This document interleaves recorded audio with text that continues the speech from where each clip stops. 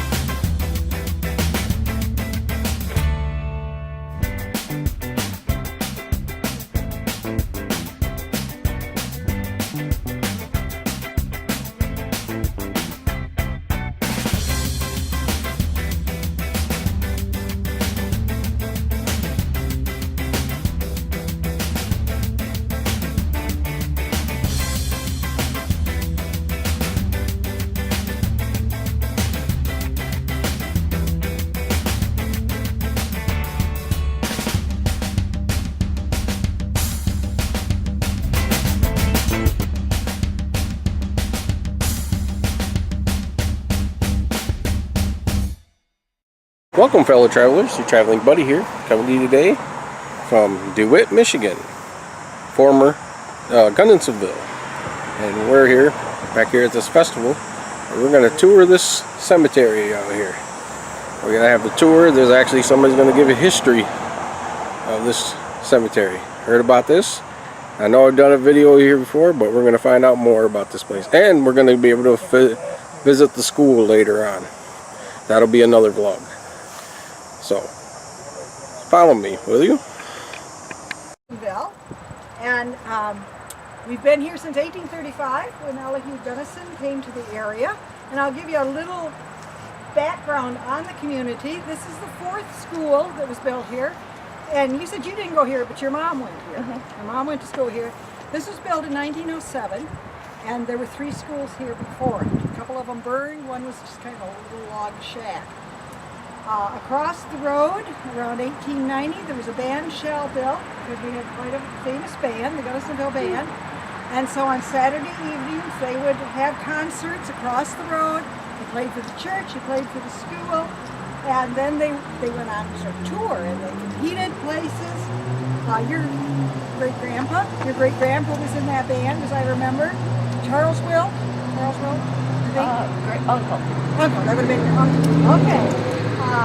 And they were so good, they won competitions, and one of their members actually went on to play for John Philip Sousa.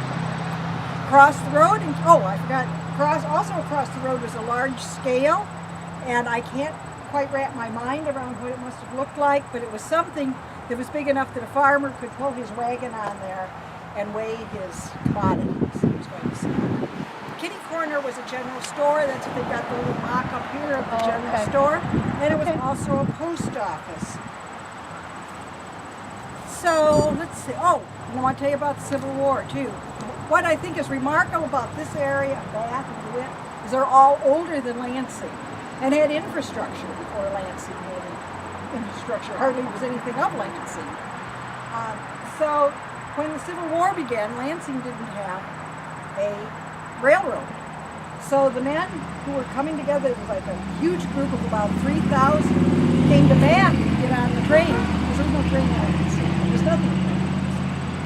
And the Gunnisons and my great-grandfather, you remember the Civil War troops coming. There was 3,000 of them that came through here.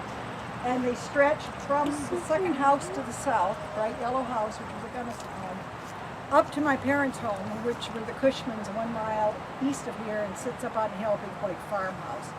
And it stretched that far. And since Bath had the railroad, I don't think the station was in the village of Bath, but your mom would remember, maybe you remember when the railroad used to run through here. And there was that crossing on Watson Road, and that had, when I was a kid, there was still some sort of a little shack there. And I think that's actually the sighting that they got on and left for the Civil War. That was known as the Ram's Horn because it twisted and curled. The train track was so curvy. It was called the Ram's Horn. So, let's go meet some of the Gunnisonville residents. So this is Elihu Gunnison's burial place. He's in either this one or that one, and his wife Ruth is in the other. Elihu was born in 1803 in Newbury, New Hampshire. Oh, I think we got a few more joining us. Anyway, we'll go on. And he died here in 1877. His family can be traced back to 1610 in Sweden, but I think they came from England, and they came in 1631 to America. I'm not just sure where they settled on the East Coast, but by 1829 he came to Dicksboro, Washtenaw County, which is just a short distance from Ann Arbor. He married Ruth Ann Pryor, her name is here, in Dicksboro in 1833. Ruth was born in 1815, lived until 1895 here, and she was born in Alexander, New York, and came to that Dicksboro area in 1831. Elihu, as I mentioned, came in the fall of 1835, and he built a shack here, and he walked to the U.S. Government Land Office, which was in Kalamazoo, to get his land back for here. His wife, think about this, he came in the fall of 1835. His wife came in January of 1836 with a 6-month-old baby. They were pulled on a sled and oxen. And I've decided it must have been during the January thaw because they had to go to DeWitt. Oh, I'm going to show you this trail. They came up what's now Round Lake Road, which would have back then been known as the Pontiac and Grand River Trail. And there wasn't a way to get across the river, so my guess is it wasn't frozen or they'd have come across the river.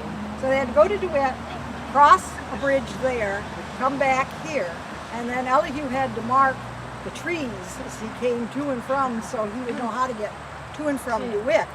And just yesterday, I subscribed to the Michigan History magazine, which I love, and yesterday this came in the mail, and here is the trail, the Pontiac Grand River Trail, and I'll pass this around to you. You can see it mentions about Bath and DeWitt and Langsburg and the Looking Glass River. So this green trail is what they came on, and you can see where it dips down here at DeWitt, where the trail dips. And it went to Ionia, because Ionia was a more developed area. So I thought that was quite interesting. They came here, like I say, in 1836, but there was a canal system planned for, there was to go from the Mount Clemens area to Lake Michigan. And you know, Ohio and Pennsylvania had those canal systems, and we were to have one too. So the Gunnisons left here, and he bought more land over by the Looking Glass River where the bridge crosses Chandler Road. Familiar with that? It was called the Whitney Farm at one time. And so they moved over there, and they lived there for about 3 years. But then the canal project fell through. I'm sure they thought that they could have like a general store there maybe, or an inn or something, but that all fell through. And my other grandparents owned a farm over there. In fact, I think it might have been that same property. And if you know what the mosquitoes were like, I can't imagine anybody's living there long. So she wanted to come back here. So they came back here permanently in 1839.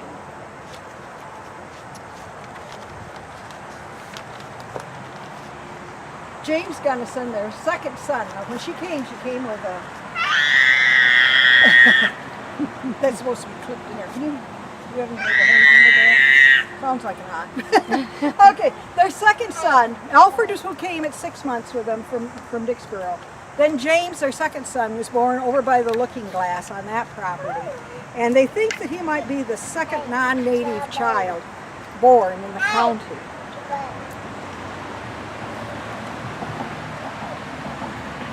Elihu gave the land for the school and for the cemetery. And the cemetery originally just kind of ended at the back of the schoolyard and went up here to this driveway. And my guess is why he gave the property was that his was the first child or the first person to die here in Gunnison. Son Laura, buried right here.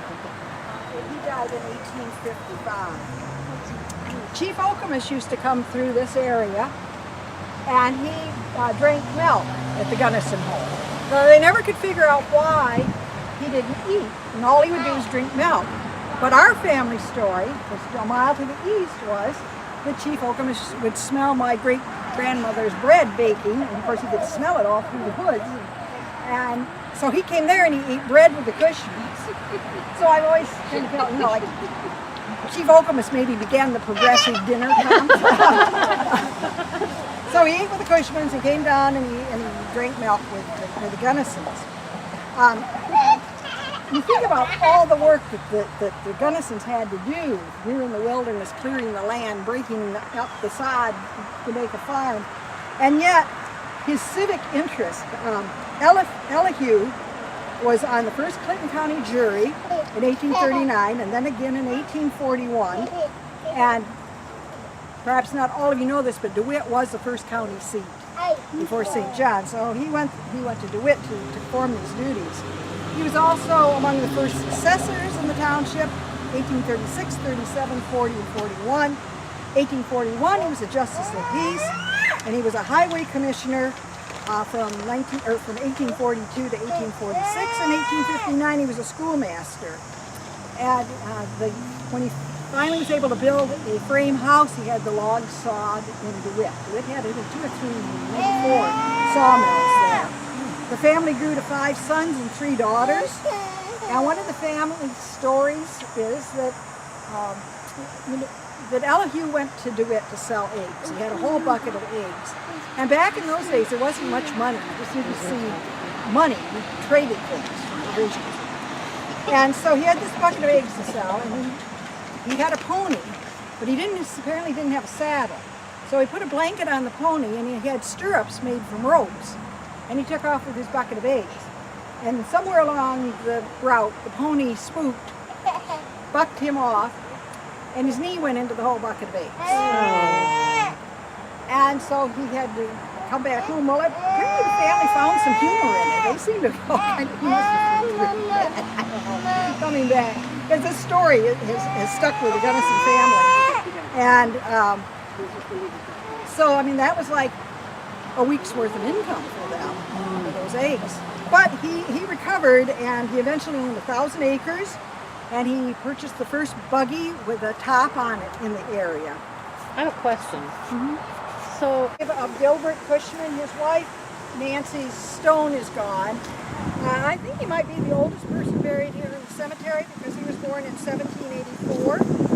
He served in the War of 1812, entering service in 1814, and he was part of the militia that was called out to defend western New York. He married Nancy Russell, both from that area of it was like suburbs or maybe present-day New York City is where they live, but in the general New York City area. And he's a descendant of 7 Mayflower passengers, and he's the son of a Revolutionary War soldier. His dad was a private, later became a captain of the military protecting the area around New York City. He and Nancy had 11 children, and many of them settled up and down Clark Road. So if you looked at the abstracts of almost all of the places out to the corner and towards Bath, you'd find Cushman on the abstract. they brought him back to be buried here? No, he died here. Oh, he died. He did. Well, you make it quick look. He was originally buried in the Cushman Cemetery, which was at the corner of Chandler and Clark, southeast corner. But they closed that cemetery, and his grave was moved down here, along with a lot of other people's graves. And that cemetery, by the way, was a Native American cemetery. And every so often, they still dig somebody up down there on Christmas tree farm. Found a number of bodies. He and Nancy were among the founders of the DeWitt Baptist Church, which became the DeWitt Community Church, and now is the North Point Church. That was in May of 1840. So, the Moore family was one of the earliest ones to arrive here. And there was a Frank Moore, I don't know if they were related, he was off on Wood Road, and a little way a William Moore, who was essentially from the highway across almost to the creek, where the Rebbe Chandler grave, is the other Moore, William Moore. And if you look in your book, or Katie, since I forgot to wear my shirt, we'll show the map of so Pig Lane, William Moore lived on Pig Lane. That's because he let his pigs run loose.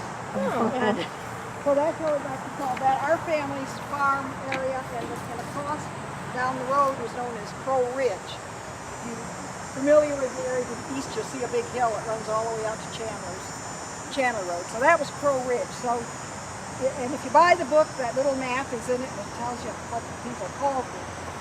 So anyway, Milo Moore, we owe great gratitude to him because he was in Company B, 22nd U.S. Sharpshooters during the Civil War. So the Civil War season. Then his sister, Lavinia. In the Stanley family, you'll find a number of graves around here in the DeWitt area. Not all of them are buried here.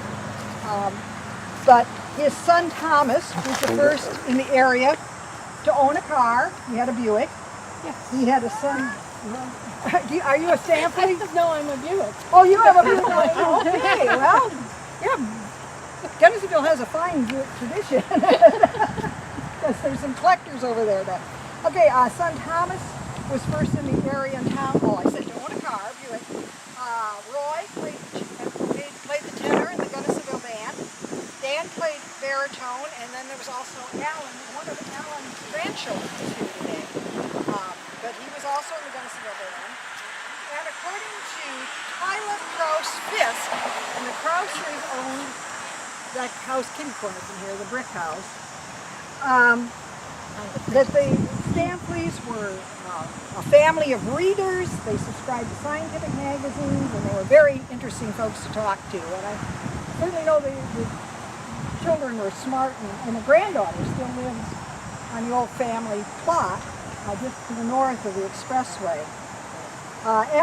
Son Alan built an engine and installed it in his one-horse buggy, and it apparently was quite good, is what I read. And he drove it to Lansing to give Tyler a ride. So the Krauses, we've talked about the house over there, the brick house. Here, in either 1856 or 1859, he died in 1870. He was married to Eva Elizabeth. Here is her grave. They had a son, Philip, who came here a little later in 1865. He's the one who built the house. He also gave the land with the church property, and they just were very big supporters of the church and good neighbors in general. Jackie, we're going to get a look. Built many of the homes in the area. Again, I'm referring to the Cushman home. He built that, but he lived on what was the Fred Wilt farm. So that, do you remember your great-grandma's house? The set next to the Remy Chandler grain? Okay, that's where he lived. Oh. That's where he lived. I assume he built that house because the few times I was there, I saw like similar decorative pieces on it, some of that gingerbread work, and the house in general looked a lot like, it wasn't quite the same shape, but it looked a lot like the Cushman home. So I think that he has built all sorts of the old farmhouses around here, some still standing. It's been told to me that our house, where you lived for a while, Sue, you lived in the apartment in it, people who are builders marvel at it because it's about 135 years old, but it still stands just as straight and erect as if it were a new home. And somebody said, you know, whoever built that was really a good builder. Now, nothing in it is square. The inside of the house, nothing is square. So it's always a challenge for carpeting. Or if you hang something on the wall, it tends to look like it's going down like this, but you measure it as level. Because the walls are quite even. But So he was a builder then? yeah. Henry built many of the houses around. I'm wondering if he might have built my grandfather's house because I found some pictures that have much more ornate looking stuff on the front porch and everything than how it looked when I was a child at the old farmhouse. So I'll have to show you. I have them upstairs by the quilt show. I'll see if it matches up with any on our house. To see if it looks at all like that. I don't know. But Yeah. I'll show them to you. He could have well built it. I wish there was some way we could know what all he built. Now he was the grandfather. Oh, wait a minute. Let me do Eugene first. Eugene is, let's see, he was here. Yeah, Eugene's son.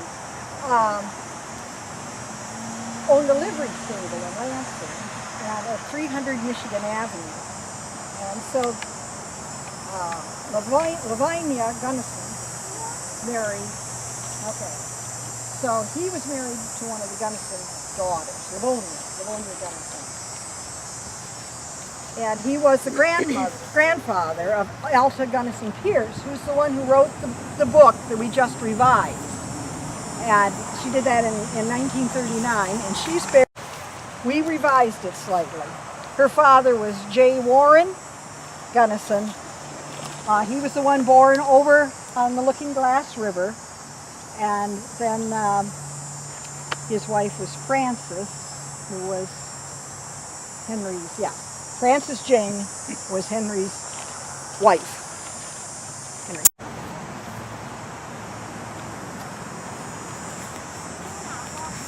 Okay, we have Vida Lavengood and her husband Earl. Vida was a granddaughter of Elihu and Ruth Gunnison. And she was the daughter of James, who's buried here, and Celia Southworth, maiden name Southworth. You'll see other Southworth graves in the area. And she was their daughter. And then Haley Gunnison was another sister. James, buried here, was a member of the Prohibition Party, and his name is one of those on the original church deed. Celia, wife buried there, was a founding member of the Ladies' Aid Society in 1885. She was its first secretary, and later sister-in-law, Mrs. Alfred, was secretary and then president. The Ladies' Aid Society purpose was to help with the church services and the Sunday school. Both brothers and their wives were active members of the Sons of Temperance in Clinton County, which the basement of the church originally was for the Sons of Temperance, which was like a Prohibition Party, anti-alcohol drinking group that was quite popular at the turn of the century, of the 19th and 20th century. And also James and Warren were among the first graduates of Michigan State University. The Gunnissons were very well educated for their time. Then go over to the, you may have heard of the Horning family. The Segrist had kind of been gone by the time I was around. So this is one of the families I've tried to kind of find out more on lately. The Hornings, you see the Hornings and the Zeebs were married in Germany. John Jacob Zeeb was an artillery in the German army for 27 years, discharged in Ludwigsburg, Germany. He married Anna Barbara Horning, and they were the parents of Mary, who's buried here, Jacob and Christian. And they came to the U.S., their date is January 1st, 1886. Daughter Christine married Henry Segrist, so that's where you get the Segrist-Zeeb. And she did housework for Dr. Kedzie at Michigan State University. Kedzie Hall, if you're familiar with that on campus. So so they worked for him.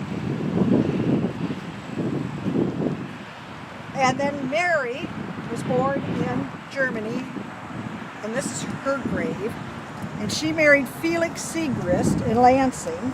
And Felix was born in Zurich, Switzerland. And they lived in Kalamazoo. But obviously when they came back, after they passed, they were buried here. And I can't find tombstone, but I'm guessing it's about there. John Jacob Zeeb was a private in the Army. This is like second generation. Regiment 31, Michigan Voluntary Station at Camp Thomas in Cuba. They were in the Spanish-American War. Fortunately, he didn't have to see action. But I find what's interesting about, for a living, he came back, he sold insurance, he taught dancing. And I thought that was kind of fun, that he was a dancer. So that's one more of the Zeebs. And because his name was Boyden Hubbard. And he opened the store and post office in 1889 or 1890. Other owners of that store post office were Herman Krause, who owned the brick house, Ora Henderson, Herman Keyes, Robert Ballard, and Dan Benjamin.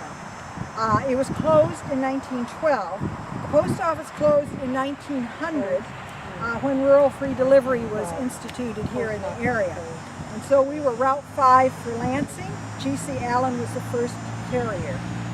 So there, that's probably going, this is BF covered.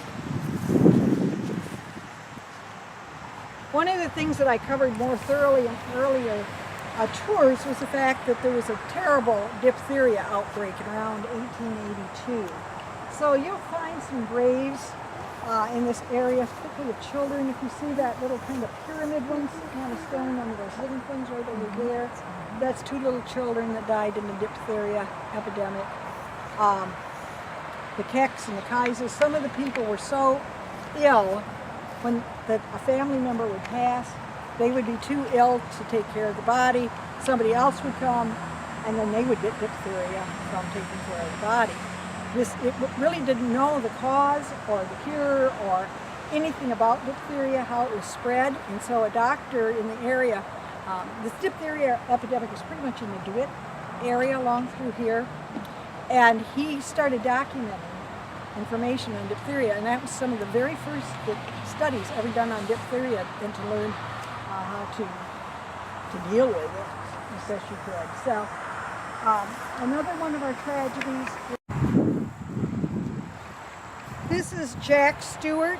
There's a little bit about what happened in the book. I don't think the name was in there, but anyway, Jack was 12 years old in 1930, and the road scraper was going north on Wood Road, and from what I've read from the old newspaper clipping, it was about 10 yards north of the church, and he attempted to jump on the blade of the road scraper and was killed. There were witnesses to this, so the snow blade, or the scraper blade person was not held accountable. He really couldn't have helped what happened. So this is unfortunately one of our sadder stories from Gunnonsville. Okay, Katie, I think great-grandparents. Yep, come on. Gabby's going to come? Come on, we gotta keep walking. We're all the way over here. Let's go.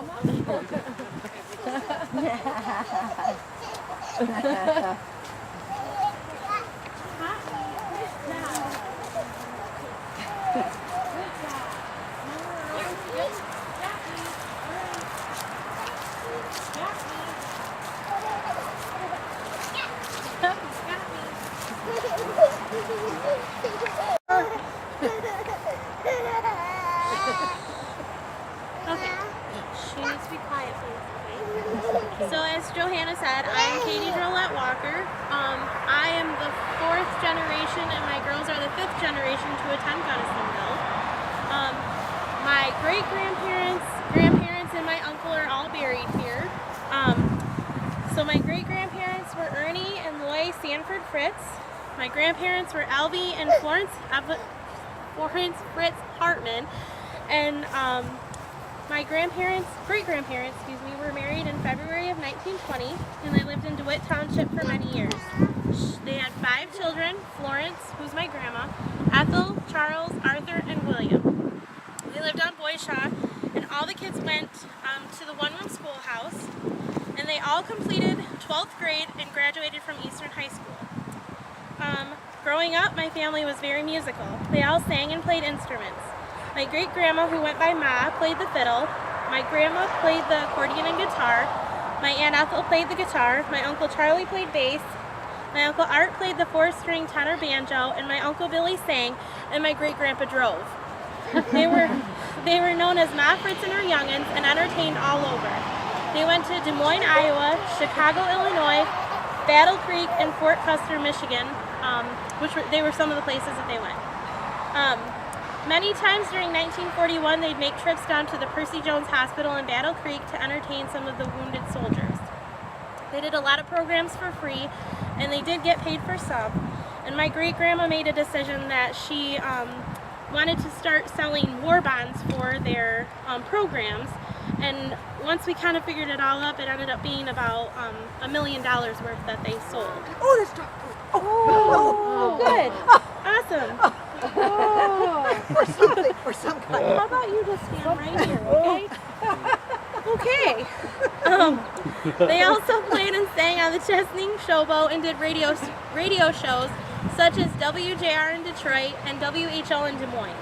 I remember hearing about how they used to pack the car when they were going to entertain somewhere. Clothes and instruments went in the trunk, and the bass laid in the middle between the front and back seat.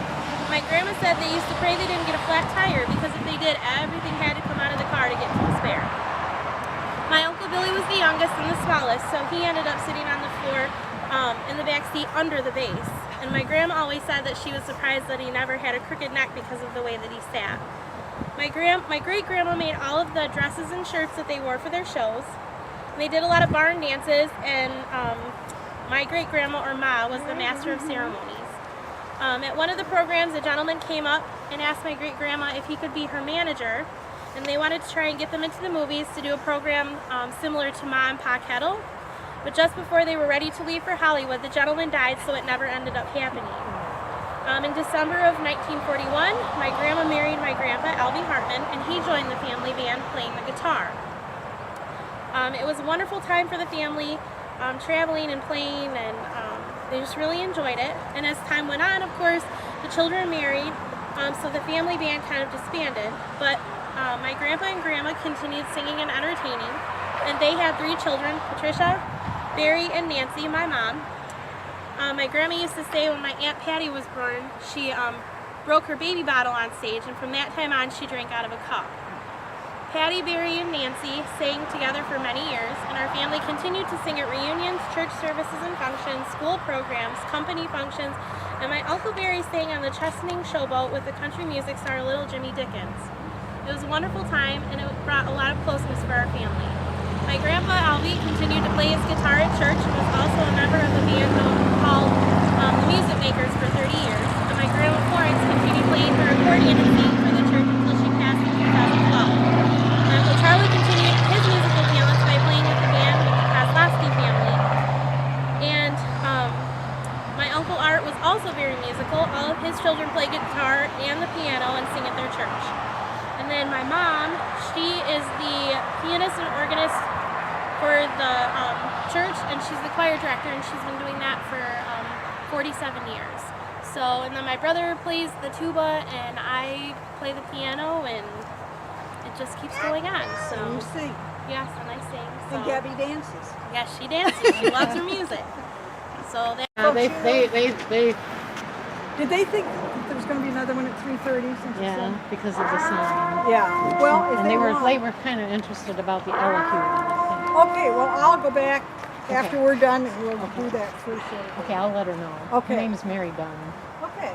Mary, she said that when she's done, she'll go back over to the LQ Gunnison grave site and We'll do pray it about that. Thank you. Okay, well, this is the Rupp grave. That family owned the farm the highway, 127 took a chunk of it. Dick Andrews, Aunt Marcia Andrews live there now. He is Adam's grandson, Adam and Sarah's grandson. And I can barely remember Adam. I was a little girl. He lived to be into his 90s. He took his first airplane ride on his 90th birthday. Oh, wow. He was a tall, thin, very distinguished looking man. And his wife Sarah, he and his wife Sarah were the first wedding in the church. He was married first to Bina, who passed away, and then he was married for the second time to Sarah. And they were married after one of the regular services. He came to Gunnonsville in 1882. He was also in the Gunnonsville band playing the tuba.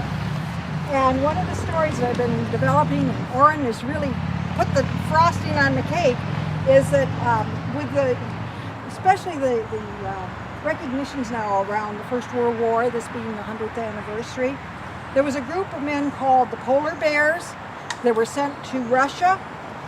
Actually, the war had ended, but because some of the more powerful or prominent families in Russia wanted some help, and Orrin is saying from his reading that it was actually to help get some families out that did not want to be a part of the communist regime. However you describe it. Anyway, because they were from Michigan, it was determined that they were stronger and more used to the cold than most other people. So 8,000 men were sent to Russia to try and help get these people, you're saying get them out of the country or whatever. So it was kind of a shaky thing. It was a matter that the royalty in England was related to the royalty in Russia, and that's why they had the pull to get our troops in there. And if you read the story, most of them were in an area called Archangel, which was just a horrendously cold and brutal area. They were under the command of the British. Cruel, horrible hardships. And Adam and Vina's oldest son, Nelson DeWitt Rupp, was among those sent to Archangel. And I've asked Dick Andrews, the grandson, who was just down here, if he knew anything about his service. And he said he remembered his grandmother getting out the family Bible, and there was a birch bark letter, a letter written on birch bark that was in there that was from Nelson. But he has no idea what happened to the Bible or the letter. But this is quite significant. Very interesting part of history. There was 8,000 men sent, 5,000 to Archangel, 3,000 to Vladivostok. I have to have one and say it because I can't. So very interesting piece of history for his son. His son went on to own a furniture store in Marquette, and he died in Laguna Hills, California. So he had the full extreme of weather, I think, from the warmest to the coldest. Another man from Gunnonsville served there, Carlisle Smith, and I don't have any information on him yet. So Sarah was one of the, and I think we'll go on to Christian Zeeb. Okay, Christian Zeeb was one of the 3 children that came with John Jacob and Barbara Anna Horning, or Anna Barbara Horning, from Germany. Christian also played in the band. He was born in Wittenberg, and he came to the U.S. in 1886 with his parents. He married Mabel Stampley, who's married here. Remember we were the Stampleys up there? Well, here's another Stampley that he met. This is where the Zeebs and the Stampleys come together. And then they were the parents of Bernard and Ronald. This is Ronald's grave here. And then Bernard Jr. is buried here, along with his wife Virgiline. But this Bernard would be the, let's see, oh, this Bernard would be the father of, and mother of Doc Zeeb. Remember Doc Zeeb, they had the vet clinic. Bob Zeeb, who was a big farmer around here, and then Virgil Zeeb, their son, owned a fertilizer company in St. John's.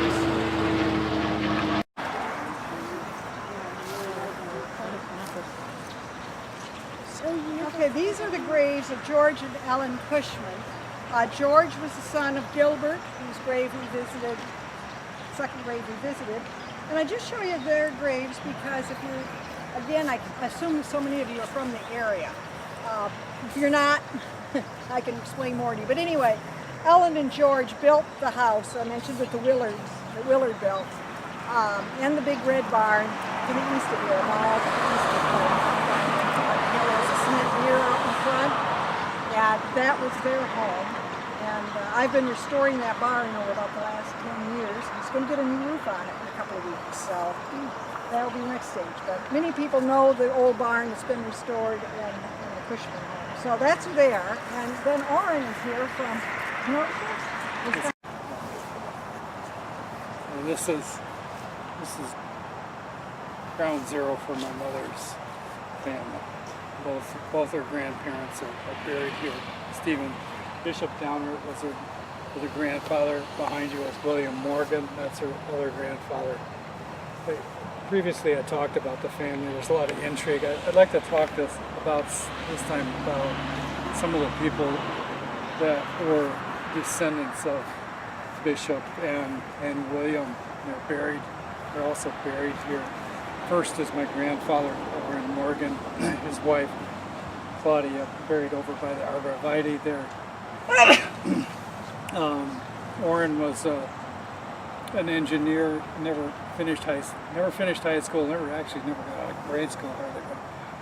Studied engineering on his own, became an engineer, became superintendent of several factories in Lansing, actually invented modern foundry techniques, held patents in metallurgy, renowned metallurgist, and his final job before he died. He was a vice president of General Motors, head of the Saginaw Drop Forge Division. What was his name again? What was his name? Orrin Morgan. Orrin Morgan. Yeah. His sister's buried behind him there. His sister's interesting. She married Abraham Smith. He was a local farmer here who went on to become a professional hitman for Pinkerton. He was responsible for the death of about 25 union organizers in mining camps out in West. And anytime there were any mining disputes, Pinkerton sent him out. He'd shoot the organizers. And the other thing he did was he was sent by the federal government to Trinidad during World War I as doing the same thing, putting down strikes, but these strikes were organized by the Germans. The Germans were trying to disrupt the American oil flow from Trinidad and Venezuela, and were fomenting local intrigue in the government, trying to get the Trinidad government to nationalize the fields, and were also sabotaging the fields, and he was sent to kill whoever he could to put it down. He stayed there for 3 years after the war, came back here, became a deputy, and owned the Mustang bar.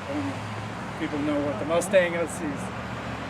Anytime I go to North Lansing and I talk to people, and they go, "Oh, Yeah, that was a rough bar. one person said, "Oh, there's bullet holes in the wall." I said, he probably put them there, and your relative's DNA is in the wall behind it. And then he went on to be, he was a council member from North. It wasn't all bad. I mean, he was a council person from North Lansing, and ultimately the Clinton County Sheriff, and then bought a gravel pit behind the airport, on Airport Road. And he was this big teddy bear when I was a kid, and real lovable guy. And then my brother said, "You know, he killed 25 people." So, anyway, that's, next to him over there is Willetta and John Howell. They were Orrin's and William's youngest. Willetta was born after William died. William died very young from a mill accident. He owned a lumber mill and a grist mill over in Bath, and he was hit in the face with a piece off the mill, and it shattered his skull. He managed to live 8 years after the accident, but the infection eventually caught up to him. He didn't raise 4 kids. He had 4 kids, ran these 2 mills, and then died. Willetta was born after he died. She married, what would you call him, a tailor. He's not really a tailor, he's an upholsterer. And both of them worked together in upholstery in Detroit and worked their way up through General Motors and became the head of the upholstery division of Cadillac Motors until the early 30s when they were driving around Detroit, and two cars stopped next to him. One group of guys got out and machine gunned the other car. Oh, dear. It was a purple gang hit. And unfortunately John knew one of the assassins, and they recognized each other. They were generous enough not to kill him right there on the spot, but the gang came to him later and said, "You have to leave town. You can't testify against us. You don't know anybody here. You didn't see anything. Just leave town." So they left town, moved up to Flint, became the head of the Buick division, upholstery, and then ultimately had their own upholstery factory. And they're buried here? They're buried here, yeah. Okay. And the third person I'd like to talk about is Bishop's son, and it kind of ties in with the Ruffs.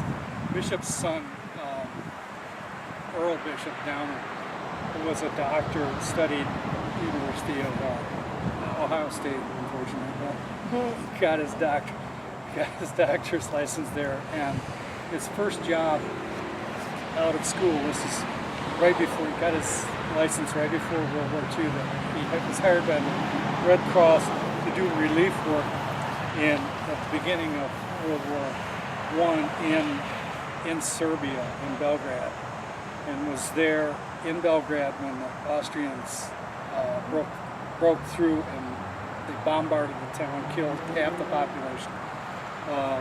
The Serbian army was decimated, went into retreat. He followed the army into Albania. Most of them died on the way. And he wrote a book about that. And then he was brought home. He got sick and was brought home. He married one of the nurses that he'd met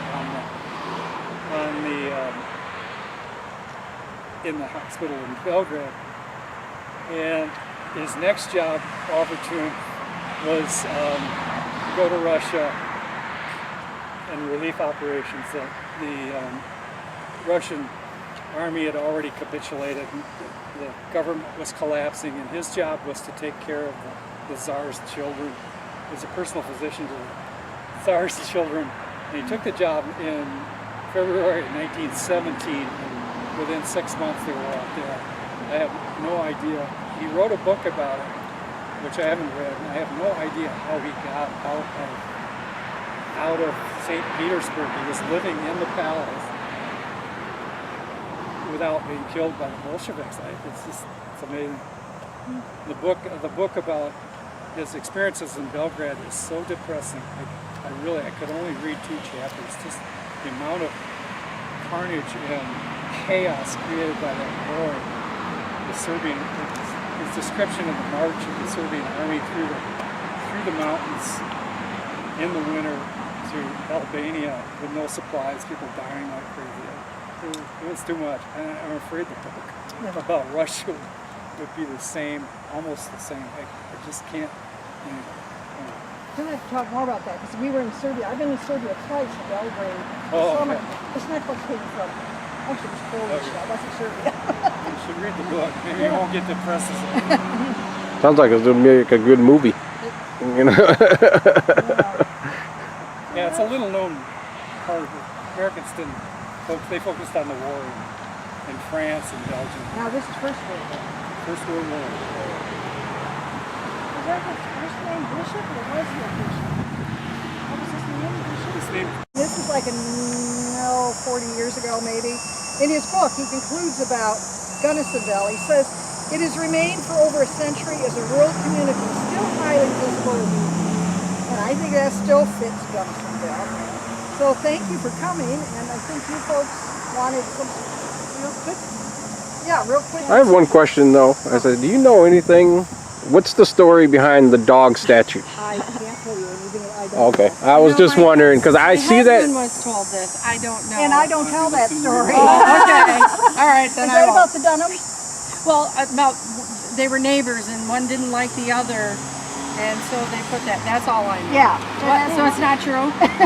I don't know, and that's why I won't tell it.